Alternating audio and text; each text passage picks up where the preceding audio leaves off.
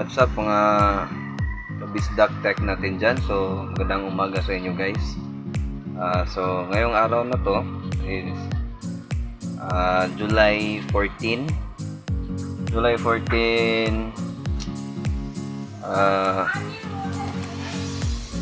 Tuesday.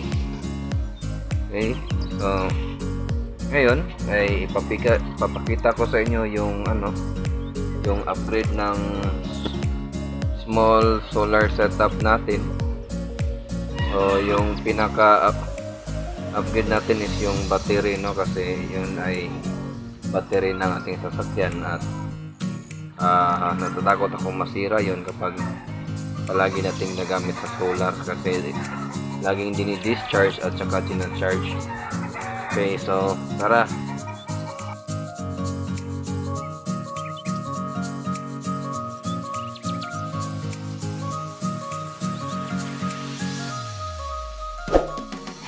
Okay guys, so ito na po yung yung small solar setup natin.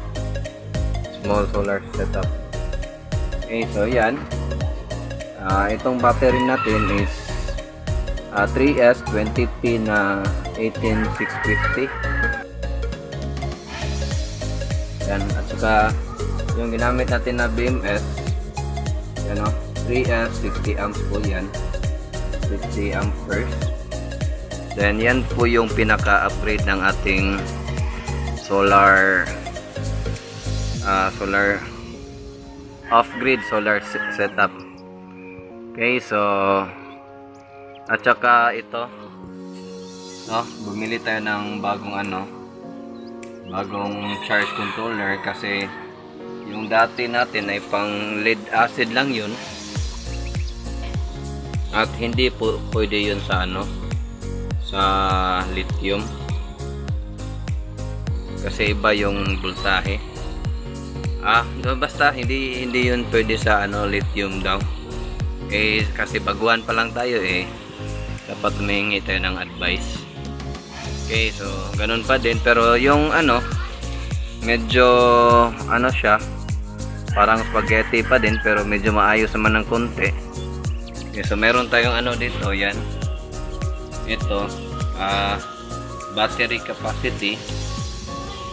So makikita natin yung capacity ng battery natin. So yan, may 90% tayo. Okay. So dito sa setup na to is ginawan ko ng yung sa load natin sa DC. Okay, so meron tayong dalawang breaker. Itong walang cover na to sa ginawa ko tong temporary breaker sa EV natin. So sa solar panel, ito yung breaker. Galing sa solar panel papunta dito sa breaker. Then itong wire na to papuntang SCC. Then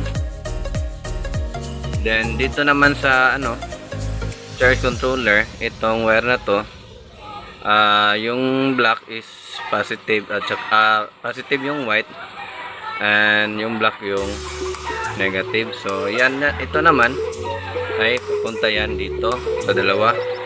Yan, may terminal dyan. Then itong dalang wire na to is yan, ito naman yung pupunta sa ating battery na ginawan ko ng detachable. Hindi ko alam kung anong tawag dito, basta yung mga socket ba, detachable, basta ganon. Okay, so pwede nating kasi ginawan ko ng ganito kasi minsan pag nalulubat yung lead acid battery natin sa sasakyan, sa kaka-music, so meron din ako ditong ginawa na naka-ready para ma-charge yun. So eto, yan, papunta dito, positive tsaka negative. Then yan yung positive tsaka negative. Okay, then sa lithium-ion naman natin, pag na-charge natin yung yung battery ng sasakyan, yung lead acid, ang ginagawa ko is teka lang, off muna natin itong breaker. Then ang ginagawa ko lang is unplug muna natin to. Ito yung sa battery, unplug natin. Oh.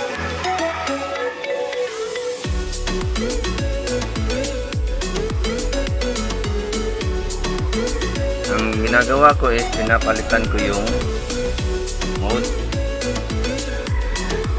So yan, nakita ba? Yan, so dito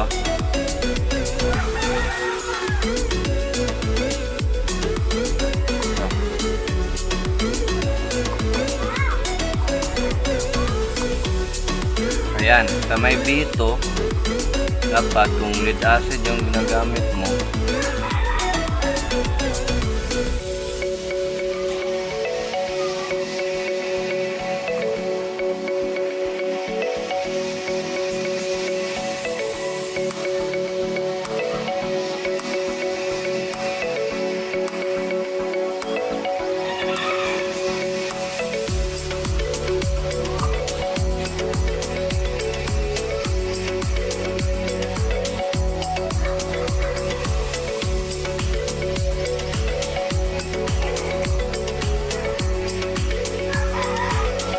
so pag ano, gawin nyo lang na B1 pag lead acid. So ganyan, pag lead acid yung na-charge, dapat naka B1 siya.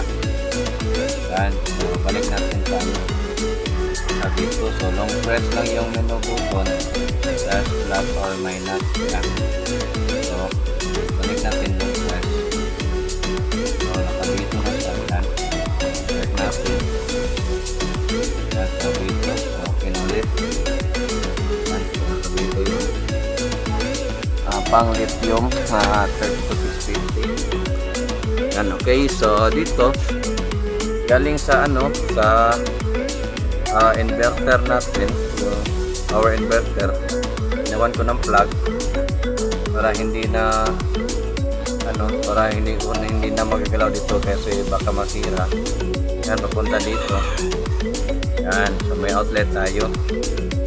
So dito, itong plug na to, dito na yung connection papunta sa bahay natin, at dito na yung breaker para sa bahay, sa maliit na bahay. Okay, yan. So yan lang po. At meron akong ano dito, ginawa din na ano, itong router natin.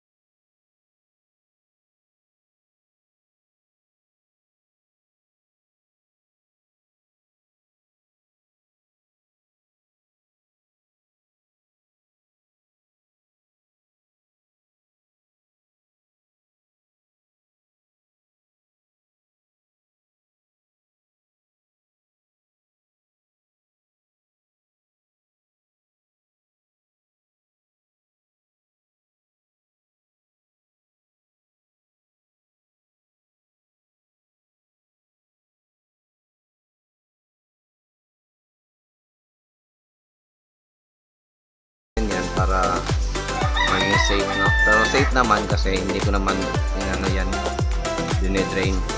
talaga. Okay? Ngayon ay naka-solar tayo, so papakita ko sa inyo ay tatlong ceiling fan po tayo ngayon. Yan po ay naka-solar po yun sa loob.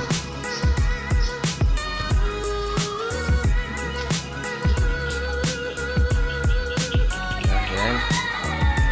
So pwede ding ilaw. Yan.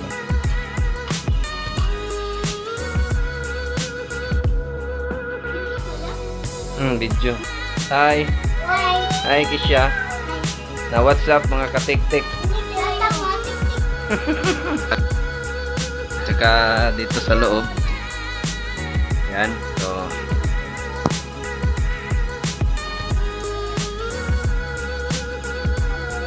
yan sa ilaw.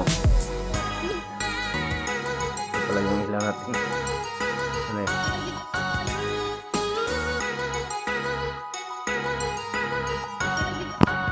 Hanggang hapon po yan. Yes, hanggang so yun. So kita nyo na po yung upgrade natin.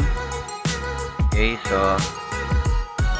sa ngayon shoutout muna natin yung mga kaibigan natin. Okay, so shoutout kay Bador, no?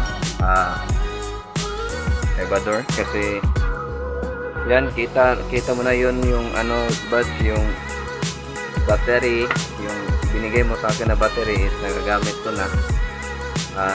Medyo matagal na din kasi hindi nakapag-video.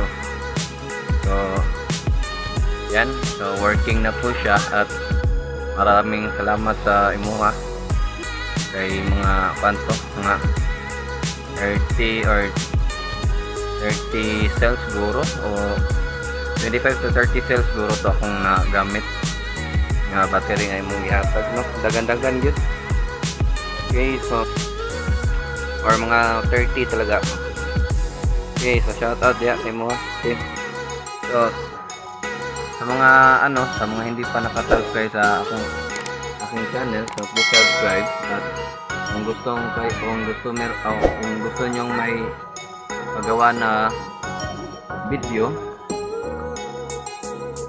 ay pwede naman, basta kayang-kaya lang, no? Kahit yung mga tutorial. Okay guys, so yun lang, salamat.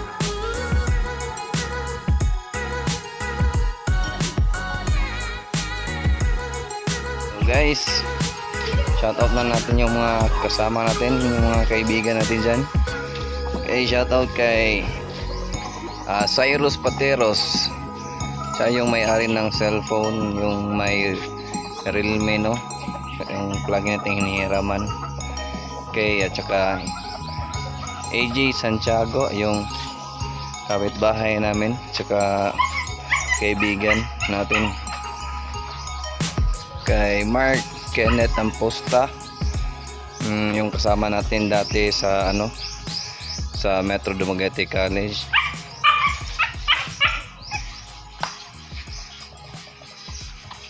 And then shout out kay J. Michael Orsha.